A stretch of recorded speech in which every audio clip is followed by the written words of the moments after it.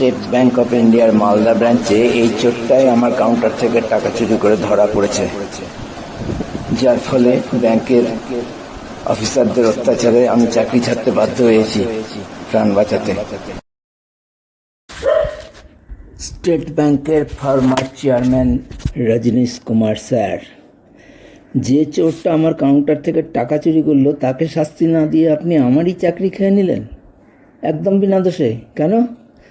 চোরের প্রতি আপনার কী দুর্বলতা? আপনি আপনার ওই দুটো ইডিয়ট অফিসারকে দিয়ে এত অত্যাচার করালেন কেন? আপনার কি একটুও লজ্জা নাই? দয়া মায়ার কথা আমি বলবো না, আপনার বা স্টেট ব্যাংকের ইডিয়টগুলোর কোনো সাহায্য বা সমর্থন বা দয়ার প্রয়োজন আমার নাই। আমি এমন কাজ কখনোই করি না যে আমার নিরাপত্তার জন্য অন্য কারোর দয়ার প্রয়োজন হয়। যদি ভুল হয় স্বীকার করে নিতে আমার অসুবিধা হয় না, কিন্তু আপনি তো ইডিয়টগুলোকে দিয়ে আমার উপর সীমাহীন অত্যাচার করালেন, অকল্পনীয় মিথ্যাচার করে আমার চূড়ান্ত অপমান করালেন। আপনারা কি একজন কাস্টমারের দয়ায় ব্যাংক চালান, যার কর্মচারী ব্যাংক থেকেই টাকা চুরি করে ধরা পড়ে? আপনার নির্দেশ ছাড়া দেশের 2.5 লক্ষ কর্মচারী সবাই কি করে একটা চোরের সমর্থনে মুখে কুলু পেটে থাকে? একজন নির্দোষ স্টাফের প্রাণ সংশয় ঘটিয়ে তাকে চাকরি ছাড়া করে? কী করে এই ননসেন্সগুলো একজন স্টাফকে ওইভাবে হুমকি দেয়, মিথ্যা কথা বলে অপমান করে? শুধু স্টাফ বলেই না, আমি তাদের চেয়ে বয়সেও চাকরিতে কত সিনিয়র তাদের কোনো ধারণা নাই। উজ্জ্বল কুমারের চেয়ে আমি বয়সে প্রায় 15 বছরের সিনিয়র, আর চাকরিতে 18-19 বছরের সিনিয়র। আর ওই লিলিপুট বিশালের জন্মের আগে থেকেই আমি ব্যাংকে চাকরি করি। তাদের কি ভদ্রতা সৌজন্য বোধ বলে কিছুই নাই?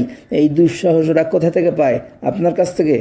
কারোর চাকরি ছিনিয়ে নেওয়া মানে তার সর্বস্ব কেড়ে নেওয়া, এটা আপনারা জানেন না? এটা একজনকে মেরে ফেলার চেয়েও যন্ত্রণাদায়ক। স্টেট ব্যাংকের স্টাফ অফিসারদের কি সামান্যতম লজ্জাবোধ বা মনুষ্যত্ব নাই? স্টেট ব্যাংকের 2.5 লক্ষ কর্মচারী কি করে মেরুদণ্ডহীন কাপুরুষ ও নপুংসক হয়ে যায়? আমার কাছে আপনার অপরাধ প্রমাণিত, কাজেই আপনি আমার কাছে একজন ক্রিমিনাল।